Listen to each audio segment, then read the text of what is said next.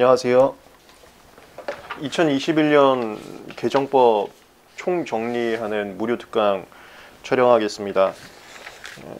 첨부 파일 보시면은 제가 정리한 개정법 정리 자료 하나가 있고, 그 다음에 2021년에 개정이 3번 됐어요. 각 개정되었을 때 신구 대비표, 특허청 법제처 자료, 특허청이 아니라 법제처 자료 이렇게 있습니다. 순서는 과거 개정법부터 하겠습니다. 먼저 제가 작성한 자료에서 15페이지입니다. 2021년 4월 20일 날 개정했던 법이고, 시행일자는 2021년 10월 21일. 이거 전문심리위원 도입한 내용입니다. 전문심리위원이라는 건 뭐냐면은 제가 하고 있는 이제 제약 분야도 마찬가지인데, 기술적으로 고도한 분야 같은 경우는 심판관님들께서도 기술적 지식이 너무 뛰어나지만 현업에 있는 더 전문가인 박사님들, 이런 분들의 도움을 받고자 만든 제도입니다. 설명자료 보시면 먼저 이거 설명자료는 전부 다 제가 특허청에서 보도자료로 공개한 내용들로 정리한 건데요. 15페이지 1번 전문심리위원, 심판 전문성 확보 위해서, 요거 심판에서 하는 겁니다. 전문가님과 협력하는 제도입니다. 기술 변화가 빨리 진행되거나 현장 지식이 필요한 기술 분야를 심판원 내에서 선정해서, 이거 저희들한테도 메일 다 왔었어요. 뭐 지원할 사람들 지원하라고. 전문심리위원 후보자를 모집을 하고 있고 했을 겁니다. 그래서 심판장님은 자신이 담당하는 심판사건 중에서 전문심리위원 참여가 필요하다고 인정되는 좀 고도의 기술적 분야가 껴있는 사건 같은 경우는 그 후보자 중에서 1명 또는 이상을 지정을 해갖고 우리 사건에 도움을 좀 주시오라고 요청을 할 수가 있습니다. 이때 어느 쪽 한 당사자에게 치우치지 않기 위해서 양 당사자에게 이 사람을 전문심리위원으로 초빙을 하려고 하는데 이에 대해서 어떻게 생각하시는지 의견을 제출하라고, 그런 절차를 진행을 할 거고요.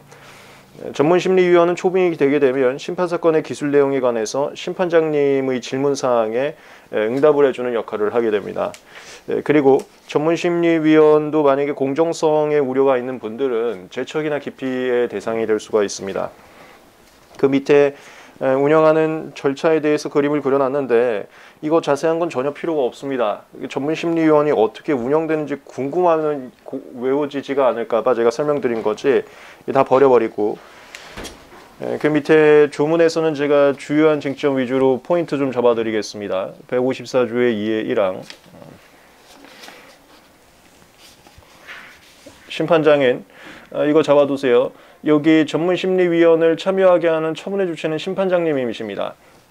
직권에 따른 결정으로 전문심리위원을 후보자 중에서 적합한 사람 한 분 또는 그 이상을 지정해 갖고 심판 절차에 참여하게 할 수 있다. 1항에서는 처분의 주체 심판장님만 잡아두시고요. 2항, 심판장님은 제1항에 따라 전문심리위원을 참여시키는 경우는 당사자의 의견을 들어서 지정을 하게 된다. 이거 아까 말씀드린 것처럼 모시고 온 분이 나는 그분 좀 불리합니다라고 생각하는 당사자가 있을 수가 있어요. 그래서 그 당사자들의 의견을 들어서 최종적으로 모시기 때문에 당사자의 의견을 한번 듣는 겁니다. 이거는 뭐 중요한 내용은 없고 그냥 그런가 보다 하고 넘어가시면 돼요. 3항, 전문심리위원에게는 산자부는 정하는 바에 따라 수당 지급하고 여비일당 숙박료 지급하세요. 절대 시험 문제 안 나오는 거고. 4항, 전문심리위원의 지정에 관해서는 산자부를 정한다. 필요 없고요.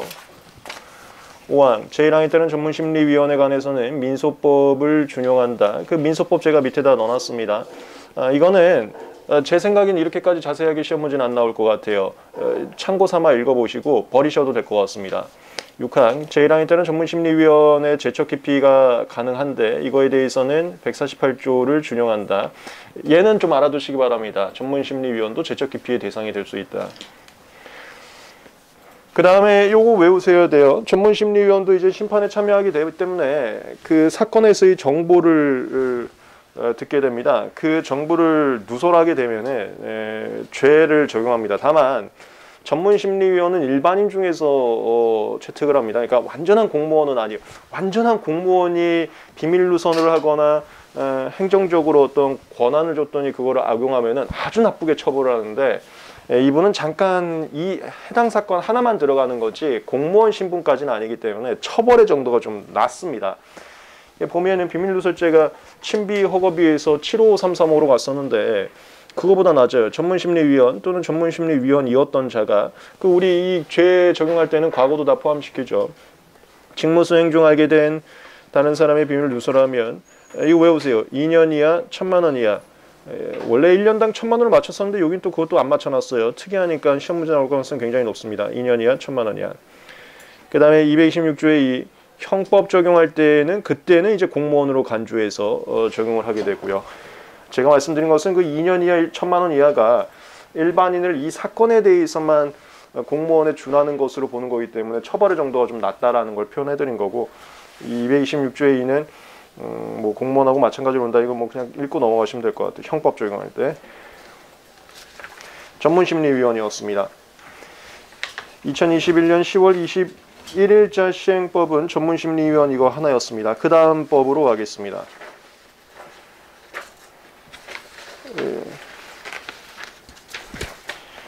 제가 정리하는 자료 9페이지입니다.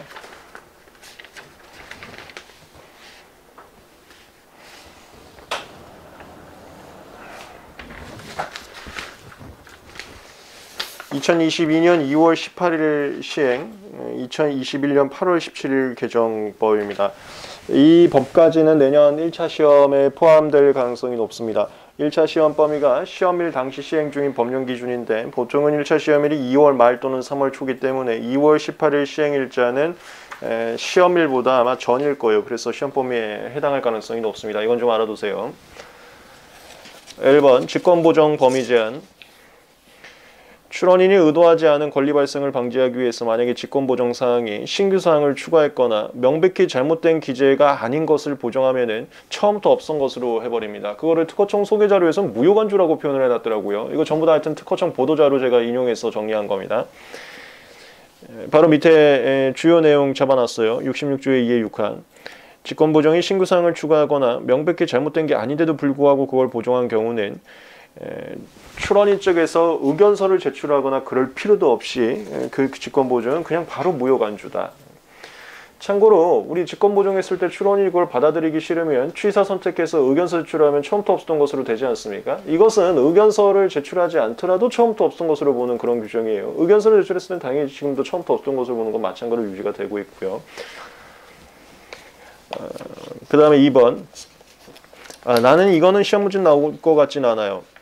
이번에 코로나19로 인해서 재정적 부담을 겪은 중소기업 또는 개인 발명자들이 너무 많다 보니까 국가에서 도와주려고 특허료나 수수료를 조금 감면해 주려고 하고 있습니다. 그 감면해 주려는 명분을 명확하게 하고자 법에다가 좀 집어넣었어요. 코로나19 등으로 인해서 재난사태 또는 특별재난지역이 선포된 지역에 거주하거나 주된 사무소를 두고 있어갖고 재정적으로 좀 어려움을 겪고 있는 회사나 개인들을 위해서 감면 규정을 마련했습니다. 이거 요번에 그 특허청 보도자료에서 예시된 것은 코로나19 처음 터졌을 때 대구 경북 지역이 이 특별지역으로 선포가 됐었는데 만약에 이 규정이 적용이 되었다면 그 지역에 있는 분들은 뭐 출원료나 이런 것들을 상당히 감면되어서 도움을 줄 수 있지 않겠냐 하면서 보도자료에 써 있더라고요.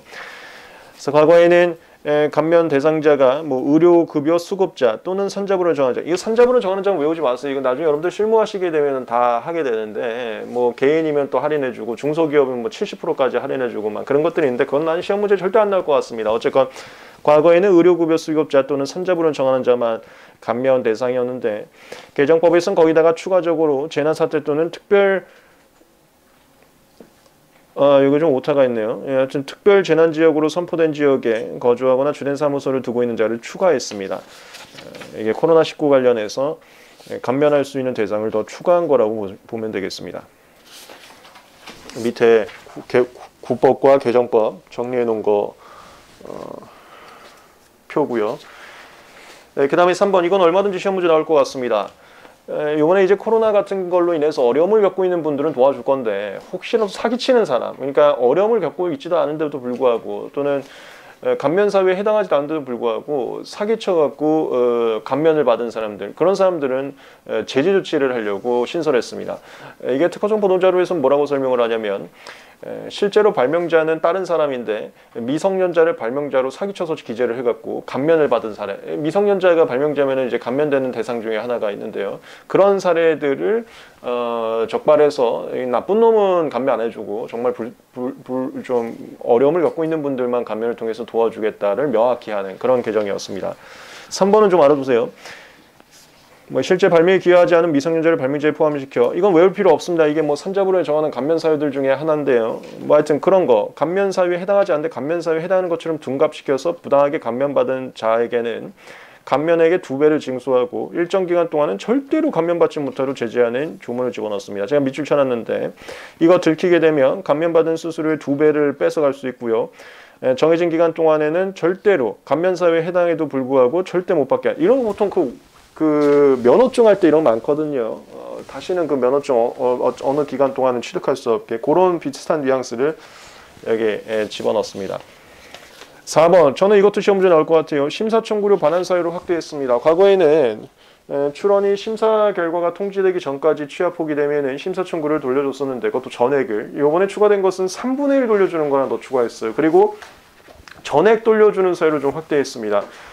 어떤 거냐면은 10페이지 4번 국법에서는 선행기술조사가 되지 않은 상태에서 심사관님이 거주를 통지하기 전에 취하 포기된 경우에만 심사 청구료가 반환됐으나 개정법에서는 심사 전에 선행기술조사와 무관 이게 추가된 겁니다. 그러니까 과거에는 특허청에서는 심사관님들이 29년 각고지를 검색해서 신규 진보성을 심사한 다음에 거주를 통지하는 경우도 있는데 그거 말고 너무 바쁘실 때에는 선행기술조사기관한테 선행기술조사를 맡기고 그러니까 29년 각고지 검색하는 것을 맡기고 그 결과가 오면 그걸 바탕으로 신규 진보성 판단해서 거제를 통지하는 경우도 있습니다. 이때 과거에는 선행기술조사기관이 일을 다 해갖고 선행기술조사 결과를 보고를 하면 이것도 일이 됐기 때문에 심사 청구를 안 돌려줬는데 이번엔 선행기술조사기관이 일을 했던 말든 그거하고는 무관하게 심사위원님께서 최종적으로 일을 하기 전까지는 다 돌려주는 걸로 확대해놨어요. 그게 선행기술조사와 무관 요 부분입니다. 밑에 그 그림도 있으니까 조금 이따 보고요.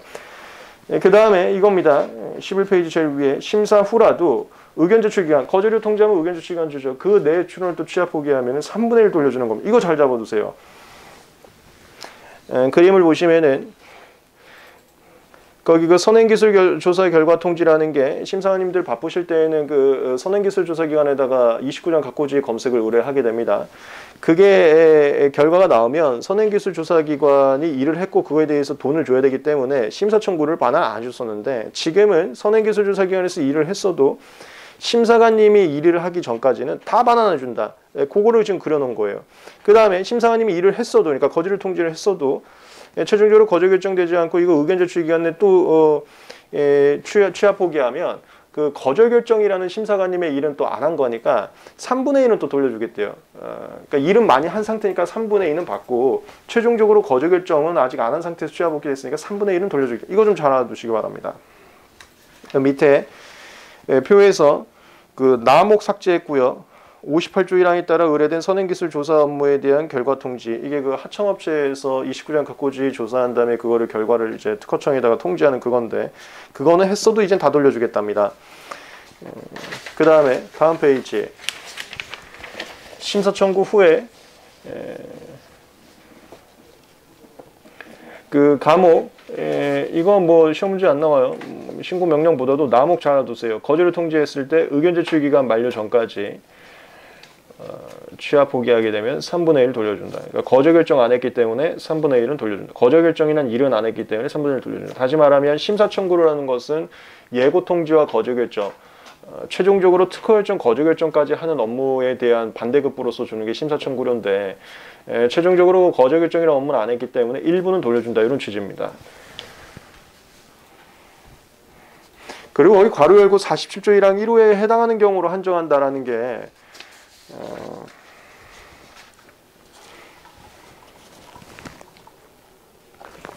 최초 거절을 통지 말하는 겁니다. 이 괄호도 좀 알아두세요.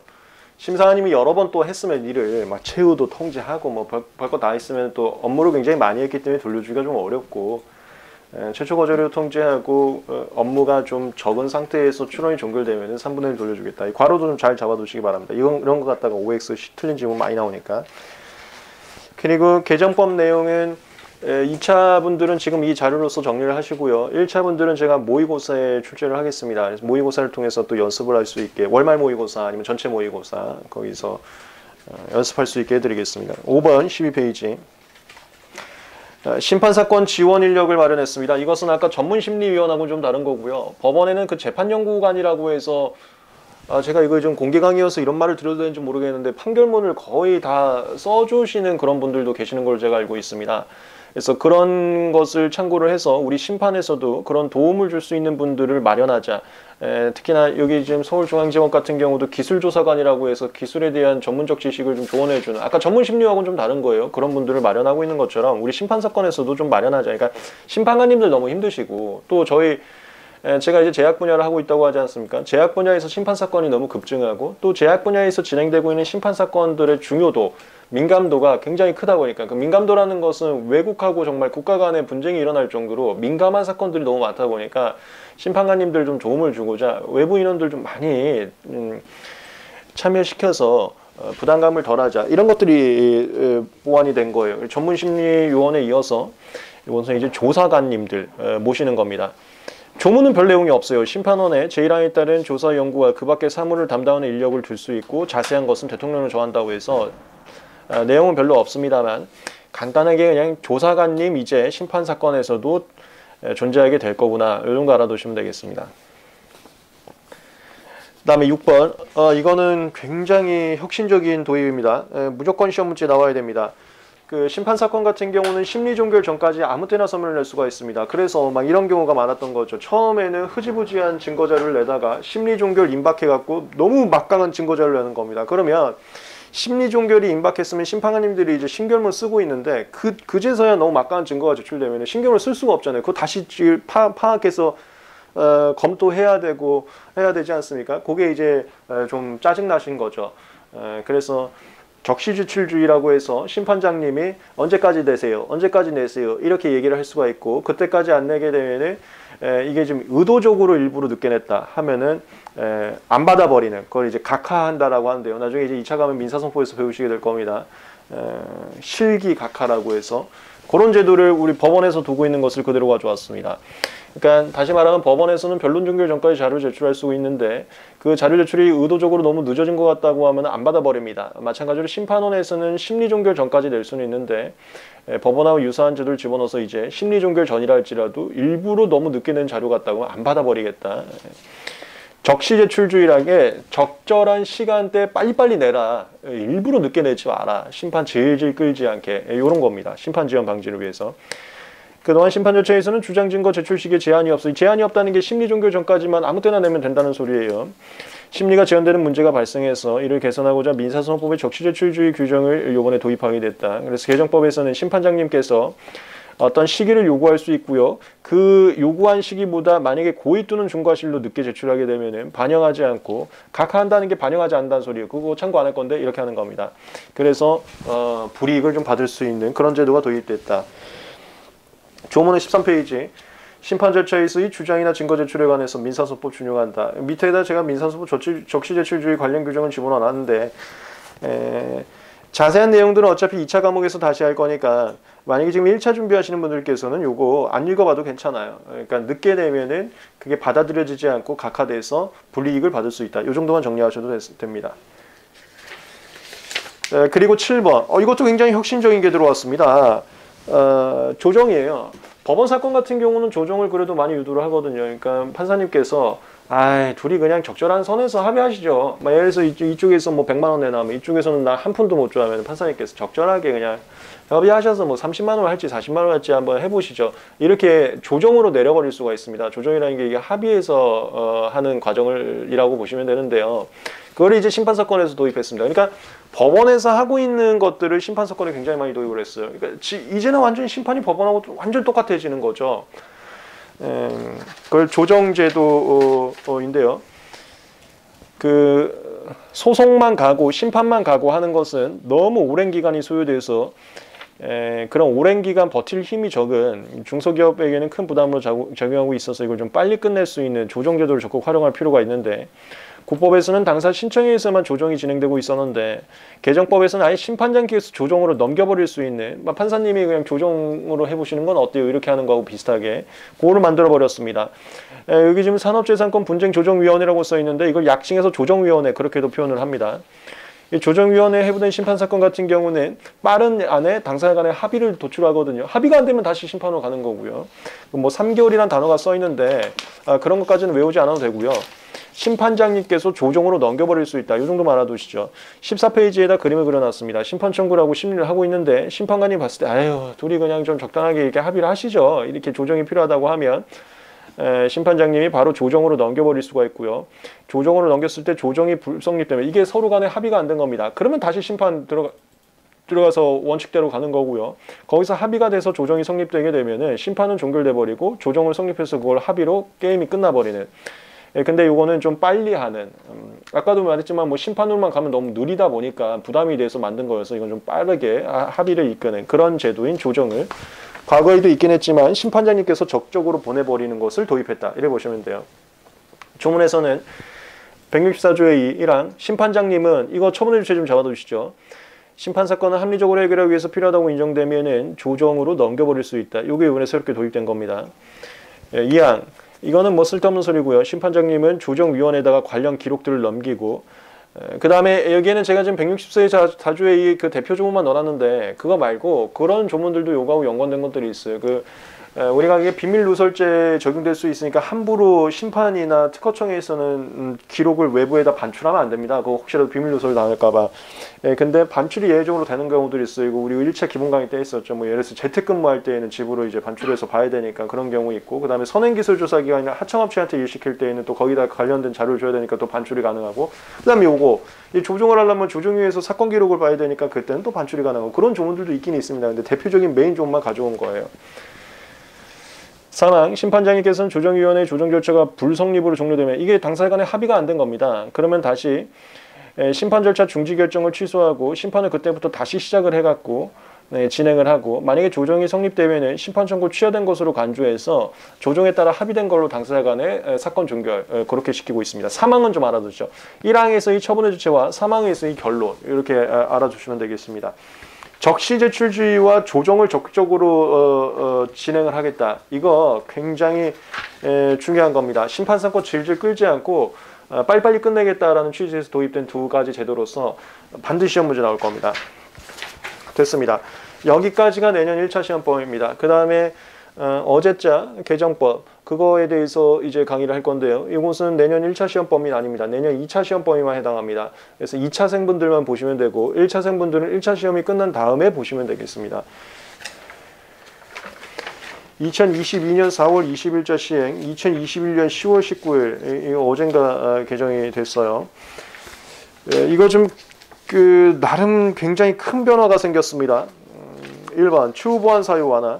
추후보안이 우리가 16조 2항 17조 67조에서 81조에 3에 있는데 저는 잘 이해가 안 되네요. 여기 17조가 빠져 있더라고요. 왜 빠졌는지는 저는 좀 도무지 이해는 안 됩니다. 어쨌건 추후보안 사유를 좀 완화했어요. 과거에는 책임질 수 없는 사유가 있을 때만 추후보안이 됐었는데 이제는 책임질 수 없는 사유까지는 아니고 정당한 사유가 있으면은 추후보안이 됩니다. 정당한 사유의 예시로서 뭐 입원했다, 아니면 수수료 자동이체 하려고 했는데 거기에 뭐 무슨 오류가 있었다. 그러니까 추후 보완을 가능하게 하는 대상을 좀 더 확대했다라고 보시면 되겠습니다. 추러인 특허권자의 권리구제를 위해서 추후 보완 사유를 합리적 기준으로 완화했다. 대표적으로 16조 2항만 가져왔는데 67조의 3, 81조의 3 다 똑같이 완화했습니다. 과거에는 책임질 수 없는 사유인데 오른쪽 정당한 사유로 바뀌었다. 이거 무조건 시험 문제 나옵니다. 나오는 게 아니지. 2차 시험에만 참고하면 되니까 2차 시험은 이런 거 잘 안 나오죠. 일단 알아두세요. 그 다음에 2번. 이거 아주 혁신적으로 바뀌었습니다. 과거에는 거저 결정 받는 앞서 30일 이내에 심판하거나 재임사 청구할 수 있었는데 이거 3개월로 연장시켜 버렸어요. 그리고 요거는 오해하시면 안 되는 게 전부 다 연장되는 겁니다.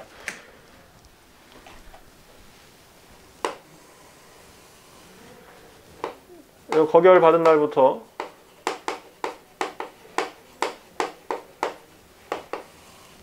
30일, 물론 요거에 대해서 연장 신청할 수도 있는데 요 기간 내에 재심사할지 거울심할지 택이라는 거고, 그 다음에 분할 변경할 수 있잖아요.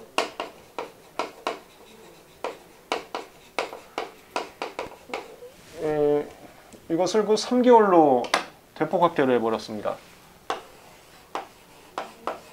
거기다 또 연장도 더 강하고. 명분은 이렇대요. 30일 해주니까 실무에서 대리인들이 자꾸 무조건 연장하더랍니다. 모든 사건 맨날 연장하더랍니다. 그럴 거면 그냥 더 줘버리자. 이렇게 해버린 거예요. 이 페이지. 거래결정 후 출원에게 충분한 준비기간 제공해갖고 옛날에 맨날 그 30일밖에 안 주니까 맨날 연장하더라 이거예요. 그러면은 아유 그냥 그 맨날 연장할 거 한 번에 많이 줘갖고 이 연장이란 절차, 불필요한 절차 자꾸 진행해서 특허청 행정 인정 낭비하지 말고 아니 무슨 절정하면 주무관 선생님들도 바쁘고 심사관이 선생님도 바쁘고 일이 많아져 일 줄여버리고 자꾸 연장하지 말고 한 3개월 주면 연장 안 하겠지 뭐 이런 소리예요. 불필요한 행정 처리 최소화하고자 거불심 재심사 청구 기간을 3개월로 확대했다. 제가 여기 대표적으로 132조의 17만 가져왔는데 이 거불심 청구 기간인 것은 거불심만이 아니라 재심사, 분할, 변경 다 연결되어 있기 때문에 지금 제가 대표적으로 거불심만 가져왔어요. 다 3개월로 연장이 됐습니다. 그 다음에 3번. 이것도 굉장히 혁신적이에요. 과거에는 재심사 청구가 거저 결정 받았을 때만 할 수 있었습니다. 근데 요번에는 특허 결정 받았을 때도 재심사 청구 가능하게 했어요. 그러니까 특허 결정을 받았어도 저거 있잖아요. 발명이 설명 기대한 발명이 자꾸 아쉬운 거야. 그건 아니죠. 뭐 어쨌건 요번에 재심사 청구 대상을 확대시켜 버렸습니다. 거기 바로 줄을 보시면 거저 결정 받은 날부터 30일 거저 결정 받은 날부터 3개월만이 아니라 특허 결정 받은 날부터 설정 노동 전까지. 이거 조문은 이렇게 되어 있는데 그냥 이렇게 외우시면 돼요. 특허 결정 받은 날 3개월 동안 설정 노동이 좀 빠른 날. 그렇게 외워도 됩니다. 그 전까지도 재심사 청구가 가능하다. 혁신적으로 바뀌었어요. 그 다음에 4번. 이것도 혁신적으로 바뀌었습니다.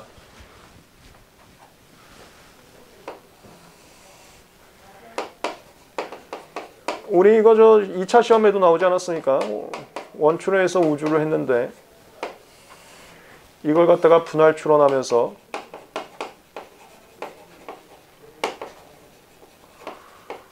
우주 취지 표시를 안 한 거예요. 그랬을 때 가혹하게 얘에 대해서 우선을 인정하지 않아서 얘가 죽었던 사건, 판례 사건 1차나 2차나 다시 한번 나왔습니다. 그거에 대해서 너무 지나치게 가혹하다고 생각을 하시고 법을 바꿔버렸어요. 바꿔버려서 이제는 원추론에서 우주를 했으면 이 우주는 조약 우주건 국내 우주건 다 똑같습니다. 분할 추론에서 우주를 하지 않더라도 우주를 한다는 게 그러니까 그 주체이관 서면 특히나 그 서면이요. 취지 표시 같은 거 그걸 하지 않더라도 효력을 자동 승계시켜버렸어요. 이것도 굉장히 혁신적인 건데 우리 1차 공부할 때 맨날 저런 거 있었잖아요. 원초에서 심사 청구했어도 얘는 따로 심사 청구해야 된다. 원초에서 30조 해줘도 얘는 30조 따로 해야 된다. 원초에서 우주 했어도 얘는 우주 따로 해야 된다. 원초에서 추론 공개 됐어도 얘는 추론 공개 따로 한다. 원추론과 분할 추론은 별개 추론이기 때문에 전부 다 따로 한다. 그거 되게 많이 하지 않았습니까? 그 중에서 우주만 이렇게 바꿔버린 거예요. 원추론에서 우주 했으면 분할 추론에서 이 우주 안 하더라도 자동 승계된다. 그 다음에 이거 말고 조문 보면은 플러스 30일, 플러스 30일, 플러스 3개월 이게 또 나옵니다. 이 플러스 3개월이 조약우주 할 때잖아요. 지금 원초에서 우주했으면 자동 승계되는데 이 플러스 3개월 이거 조문이 또 나온단 말이야. 이건 증명서를 내는 거잖아요.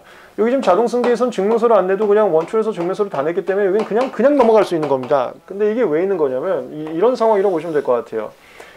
예를 들어서 여기서 지금 갑이 A를 추론을 했고 갑이 원추론을 하면서 근데 요쯤에 이제 갑이 B도 추론을 했던 거예요. 원추론을 하면서 우주를 요거 하나만 했어요. 근데 이 분할 추론하면서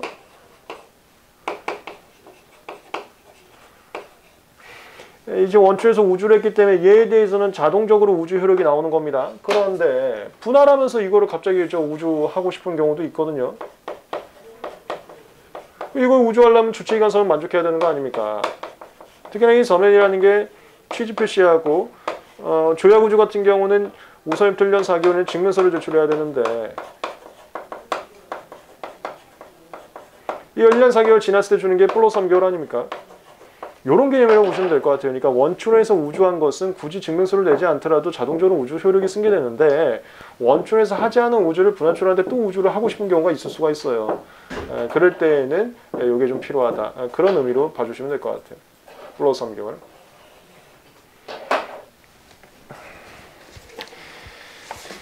3페이지의 4번 기존 판례 결론이라는 게 이거 얘기하는 겁니다. 분할초에서 우주 취집표시 않았으면 원초에서 우주했다 하더라도 분할초에서 우선을 인정하지 않는다.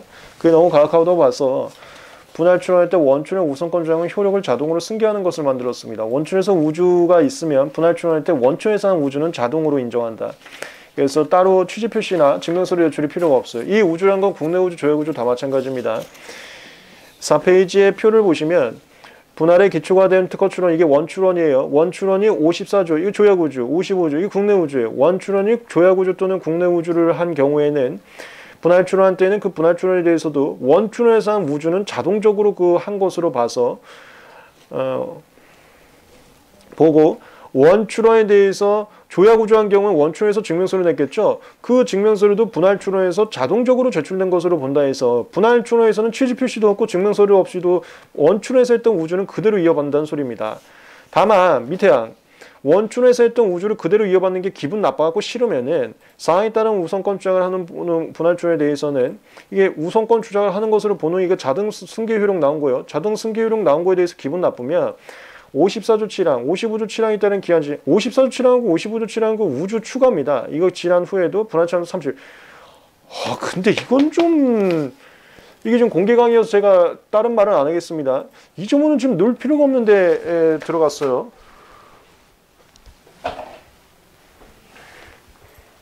지금 저건 뭐냐면 조약우주 추가하고 국내 우주 추가 얘기입니다. 이게 조약우주 추가는 주체, 조약우주 환자가 기간 우선입 1년 4개월 서면 보정서 내면 되는데요. 보정서 내면서 우주 추가하면 됩니다. 취지 표시하고 증명서를 제출하면 됩니다. 국내 우주는 국내 우주 환자가 얘는 이제 최선 출원일로 갔었죠. 최선 출원부터 1년 4개월 이내 보정서 내면 됩니다. 이 라인들은 조약우주나 국내 우주를 추가할 때 그 기간을 한정한 거지. 이거 우리 1차 때 배웠죠. 조약우주 취하는 뭐 주체, 조약우주 환자가 기간, 이게 추론 계속 중에 아무 때나 됩니다. 서면은 취하서 내면 되는 거고요. 그 다음에 이게 이제 한계가 있었지. 국내 우주 취하. 이거는 저기 선출원이 죽기 전까지 각 선출원일부터 1년 3개월까지만 취하가 할 수가 있었어요. 얘는 취하에 아무런 제한이 없기 때문에 분할출원에서 자동 승계 효력을 했어도 이 조문이 없어도 아무 때나 할 수 있게 하는 게 맞다고 봅니다. 맞다고 보는데 이건 갑자기 30이라는 걸 집어넣어 버렸어요. 그리고 취하하는 것은 54조 취하하고 55조 취하하고 아무 상관이 없는데도 이 기한을 잡아갖고 자동 승계한 경우에는 54조 취하, 이게 우선일부터 1년 4개월, 55조 취하, 최선 출원부터 1년 4개월이 지난 후에도 분할출원도 30일 이내 전부 또는 일부를 취하하게 할 수가 있다. 좀 이상합니다.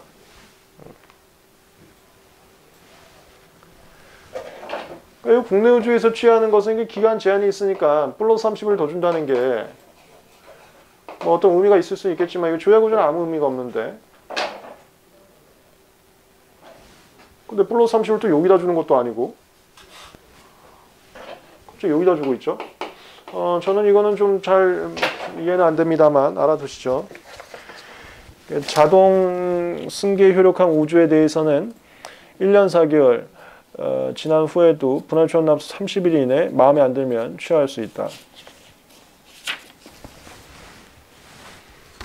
그럼 그 말인즉슨 조약우주는 이거 30일 지나면 아예 취하가 안 된다는 소리인지 그것도 의문이에요. 조약우주는 원래가 아무 때나 취할 수 있는 건데, 이 조문은 그냥 조문 그대로 잡아두셔야 될 것 같습니다.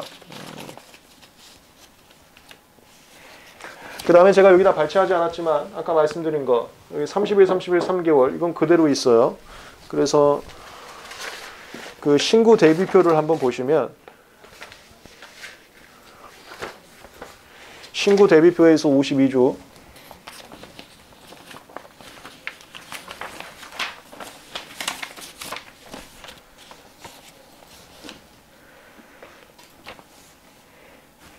거기 6항, 7항, 8항 6항, 7항, 8항 이게 3개월, 30일, 30일이란 말이에요. 근데 그 중에서 6항 분할 출원의 경우 54조에 따른 우주를 한 자는 같은 조 사항에 따른 서류를 같은 조 5항에 따른 기간이 지난 후에도 분할 출원 앞서 3개월 이내 제출할 수 있다가 앞으로는 원초에서 조약우주했으면 그 증명서를 안 내도 분할초에도 자동 조약우주가 되니까 플러스 3개월을 줄 필요가 없죠. 그래서 플러스 3개월 준다는 것은 원초에서 하지 않았던 우주를 분할출원하면서 새롭게 우주하는 경우를 얘기하는 것 같아요.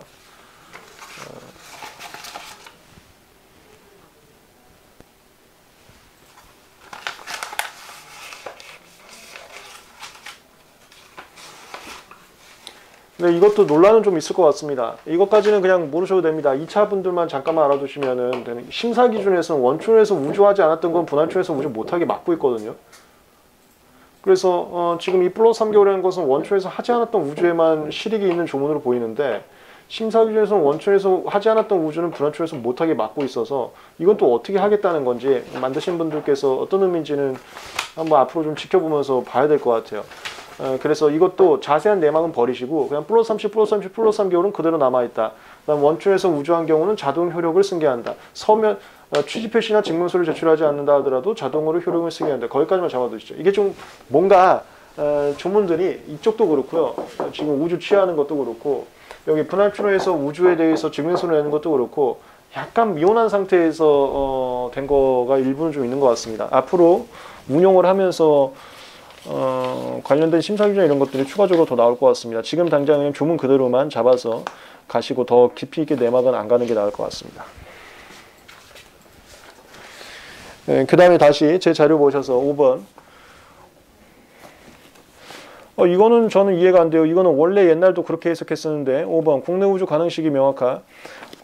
제가 지금 기본 강의할 때도 국내 우주는 선출원이 절차 종료되기 전까지 절차 종료라는 것은 안 좋은 쪽으로 주는 거 무효 취하 포기 거저 결정직 기각신결 확정 좋은 쪽으로 주는 게 특허 결정 확정이라고 했었죠. 특허 결정 확정이라는 게 원래 설정 등록 해석하고 있었습니다. 심사 기준에서도 특허 결정 확정은 설정 등록을 예시를 하고 있었어요.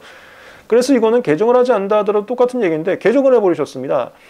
그러니까 보시면 55조에 대해서 출원할 때 이게 우주 출원할 때예요. 선출원이 설정론으로 됐거나 아니면은 거저결정 기각신결 확정되지 않은 경우 가능하다. 이렇게 해갖고 특허결정 확정이라는 단어를 설정론으로 바꿔놨습니다. 원래 과거에도 이렇게 하고 있었는데 조금 더 단어를 명확하게 했다라고 보시면 될 것 같아요. 그 다음에 밑에 또 이런 거를 의미 없게 집어넣었어요. 1항에 따른 우선권조에 기초가 된 선출원은 아예 특허 등록을 받을 수가 없다. 글쎄요, 이건 왜 집어넣은지 모르겠습니다.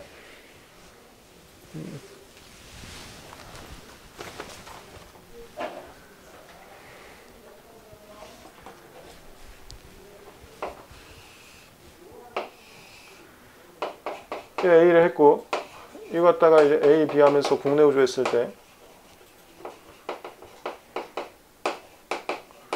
이 출원 당시 얘가 살아있어야 됩니다. 살아있다는 게 무효 취하 포기, 거저 결정 확정, 기각신결 확정 이게 되면 안 되고 또 특허 결정 확정이 되면 안 돼요. 그걸 설정 등록이라고 합니다. 그 다음에 요 우주의 기초가 돼 있는 것은 55조를 한 순간 얘는 절대로 나중에 설정 등록 되지가 않는데요.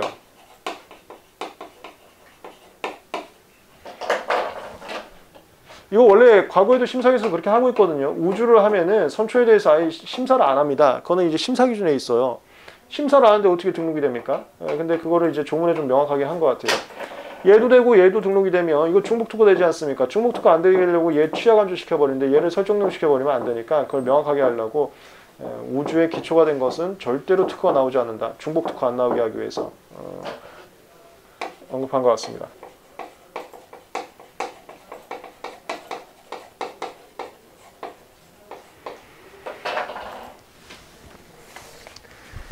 네, 5번이었습니다. 그 다음에 6번 이거 새로운 거 만들었습니다. 분리출원이라고 해서 글쎄요 이거는 추론회한테 너무 좋아진 건데 이거 과거에는 이거 절차 질질 끌리니까 하지 말라고 해서 안 만들었던 건데 이걸 만들어 버렸더라고요. 예를 들어서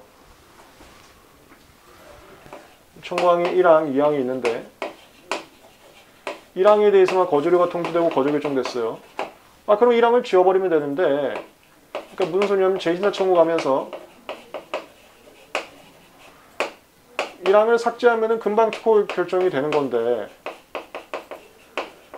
이거 안 하고 거부심으로 들어가 버린 거예요. 이랬을 때 만약에 거부심 들어가서 기각신결 받아버리면 다 죽었습니다. 어느 하나라도 거절 이유가 있으면 다 죽기 때문에. 그래서 이 기각신결 받은 후에, 그러니까 거부심 들어간 후에는 2항을 살릴 수 있는 기회를 주질 않았어요. 아니 살릴라 치면 거부심 들어오지 말고 재임사 청구를 통해서 2항을 살리지 1항 삭제하지 그랬냐. 아니면 이거 재임사 청구할 때 분할 출원하지 그랬냐.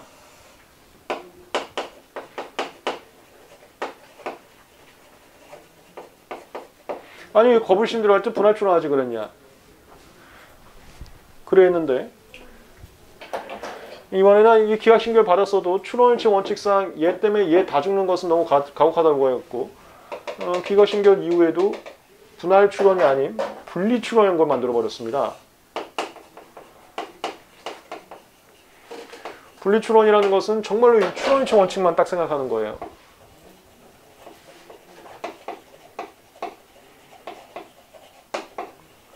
문제가 되는 것만 지워버리고 2항만 따로 분리하는. 분리 출원에는 뭐 이상한 청구원을 집어넣지 못하고 2항만 집어넣을 수 있게 하는 그런 걸 만들어 버리셨네요. 뭔가 좀 희한합니다. 그럼 나중에 이 분리 출원에 대해서도 아마 보정이 가능할 건데 그 보정 범위도 그러면은 뭐 안 된다라는 조문을 집어넣어야 될 것 같은데요. 뭐 어쨌건 이런 걸 만들어 버리셨어요. 그 밑줄을 보면 거절 결정에 대한 심판 청구 기각된 후에도 거절 결정에 포함되지 않은 청구항을 분리해서 출원할 수 있는 분리 출원을 만들어 버렸습니다.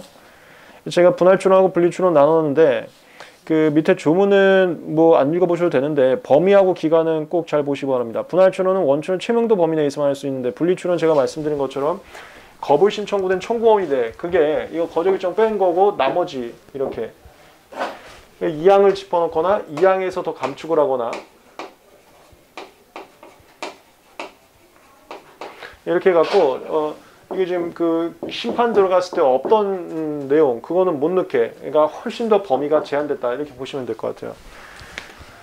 그걸 뭐라고 표현했냐면 5페이지 오른쪽에 그 조문에서 52조의 1항 1호 심판 청구 대상이 되는 거절 결정에서 거절되지 아니한 청구항 그 2항 얘기한 거고요. 2호 거절된 청구항에서 그 거절 결정의 기초가 된 선택적 기재사항을 삭제한 청구항.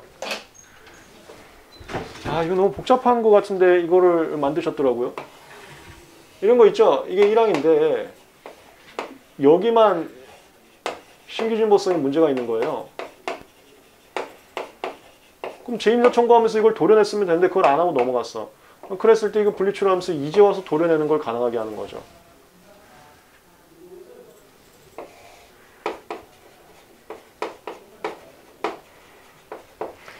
거절된 청구항에서 거절 결정의 기초가 된 이거요. 이 선택적 사항을 삭제, 도려내버리는 거. 그 다음에 3호, 1호 또는 2호에 따른 청구항을 40조 3항 갖고 이 감잘명이죠.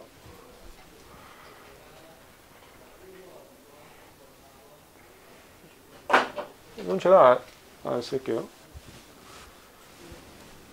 2항으로 가거나 1항 감축하거나 얘네들의 감잘명.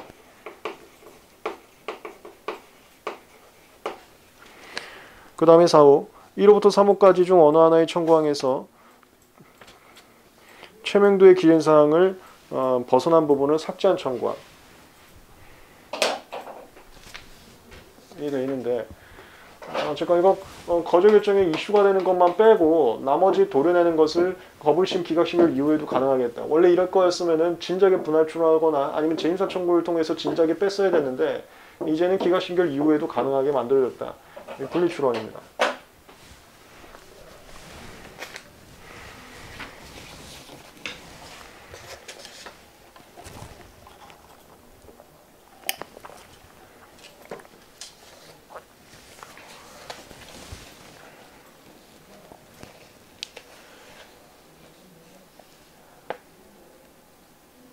나머지는 좀 분할 출원하고 비슷한 주문들을 집어넣어놨습니다. 근데 이 분리 출원도 앞으로 운영하면서 추가적인 심사 기준이나 다듬어질 내용들이 굉장히 많다고 저는 생각을 해요.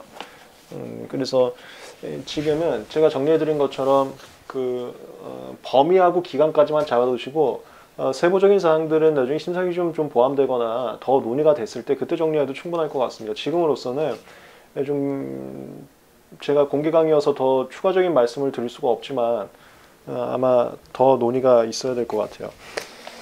이 분리 출원이었습니다. 그 다음에 7번 법정 실시권 사유 추가.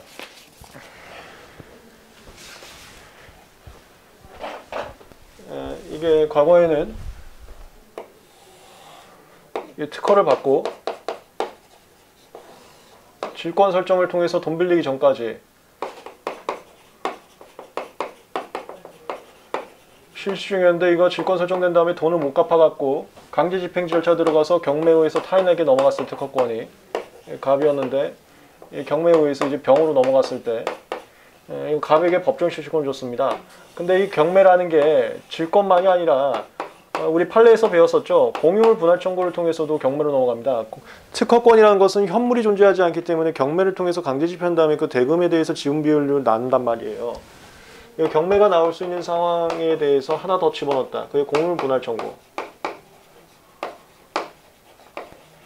근데 공유물 분할 청구했을 때 예를 들어서 얘가 갑하고 을하고 이 특허를 받았는데 갑이 공유물 분할 청구를 해버린 거예요. 경매를 통해서 이게 병으로 넘어간 겁니다. 이때 을이 이걸 실시하고 있었으면 이 을에 대해서도 법정 실시권이 나온다. 경매를 통해서 타인에게 넘어갔을 때 특허권자가 그 전에 질권 설정 전 공유물 분할 청구 전에 실시 또는 실시 준비하고 있었으면은 근데 이건 이제 이 주문 실시 준비는 또 없더라고요. 근데 실시하고 있었으면은 법정 실시권을 주는 거. 요게 하나 추가됐습니다. 공유물 분할 청구. 122조 특허권자, 괄호 열고 공유인 특허권을 분할 청구한 경우는 분할 청구를 한 공유자를 제외한 나머지 공유자. 이게 이거예요. 갑이 분할을 원했으면 갑 말고 나머지 을. 네, 특허권을 목적으로 한 질권 설정 또는 공유물 분할 청구 전에 실시하고 있으면 경매에 의해서 타인에게 넘어간다 하더라도 법정 실시권을 갖는다. 다만 이 경우는 유사항입니다. 돈을 내야 됩니다. 이건 뭐 단순하죠. 됐습니다. 다시 정리합니다. 이거 좀 대대적인 변화가 생겼습니다. 다만 충분한 논의가 추후에 더 있어야 될 것 같습니다. 정리를 하면 1번 추후보완 사유 완화했을 때 17조가 왜 빠져 있는지 의문입니다. 16조 2항 67조에 3, 81조에 3만 들어가 있습니다. 개정법 그대로 일단 알아두시기 바랍니다. 그 다음에 2번 불복기간 확대 3개월로 늘렸습니다. 3번 재임사 청구 대상 확대. 이거 특허 결정 받은 후에도 재임사 청구 가능하게 했습니다. 다만 특허 결정 받은 후에 재임사 청구가 왜 가능한지는 저는 명분을 좀 잘 모르겠는데 특허 결정 받은 후에도 할 수가 있습니다. 그 다음에 4번 분할 출원 시 원출원 우선권자랑 자동 효력 승계되는 거 도입했습니다. 이때 이거 첫 번째 자동 효력 승계되는 게 기분 나빠서 취하하고 싶다. 그걸 왜 이 30일이라는 걸 집어넣는 전 의문입니다. 근데 조문 그대로 좀 알아두시고요. 1년 2개월 30일, 1년 4개월 30일 그대로 알아두시고 그 다음에 이 플러스 3개월이라는 게 어떤 의미인지 저는 좀 명료하지 않습니다. 조문 그대로 일단 알아두시고 조약구조 증명서를 제출이요. 나중에 이 플러스 3개월을 그대로 내비둔 이유 그 다음에 취하할 때 굳이 플러스 30일을 한정한 이유 이거에 대해서는 추가적인 보완이 아마 더 나오지 않을까 싶습니다. 현재로서는 조문 그대로만 적어두시기 바랍니다. 그 다음에 6번 분리출원. 이것은 과거에는 거부심 들어가면 분할 출원 안 해왔으면 게임 끝났습니다. 진작에 하지 그랬냐 이런 취지 때문에 게임 끝났는데 이제는 기각신계를 받는다 하더라도 출원일치 원칙상 억울한 부분 빼고 나머지 부분에 대해서는 분리출원에서 다시 특허받을 수 있는 기회를 줬습니다. 분리출원이라는 것은 기간과 그 다음에 범위를 알아두시기 바랍니다. 다만 이 분리출원을 했을 때 얘를 어떻게 명수든 보종을 할지 뭐 다양한 내용들은 추후에 보완이 더 있을 것 같습니다. 지금 일단은 기간하고 이 범위까지만 알아두시면 될 것 같습니다. 범위에 제가 하나 안 써놨는데 뭐 이거 2항으로 하던가 1항을 저거 도려내거나 아니면은 이거에서 더 감잘명을 하던가 아니면은 거기에 신규 사항 추가된 걸 삭제한다고 돼 있었는데 그거는 그냥 어쩔 수 없는 사항 집어넣은 거지 중요한 건 아닌 것 같아요. 이거 이 3개 위주로 잘 잡아두시기 바랍니다. 그리고 그 외에는 분할출원하고 똑같이 취급하는 걸로 돼 있으니까 그렇게 보시면 되고 분리출원이라는 거에 대해서